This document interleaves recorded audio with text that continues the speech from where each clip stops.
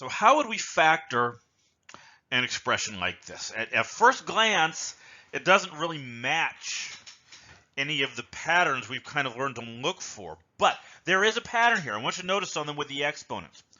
All right, the first one is a 6, and the second one is half of that.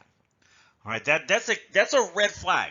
When you see something like this, this can be factored identically to the way we factor quadratic equations. All right, here's how it's going to end up. Instead of being x plus something and x plus something, it's going to be x to the third and x to the third. Think about what happens when you try to multiply this out. All right, these two terms together, x to the third times x to the third, that's x to the sixth. That's going to give us that term that we needed out in front. When you multiply the first parts and the last parts, because I'm going to put numbers in here in a minute.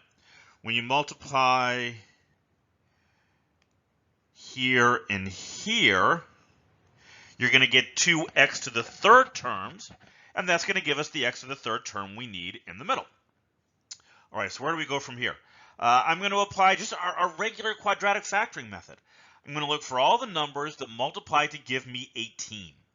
All right, I've got 18 and 1, 9 and 2, 6 and 3, and of course they're negatives. But look, I'm looking for a pair that add up to positive 9. So I don't need the negatives because those are all going to give me negative numbers.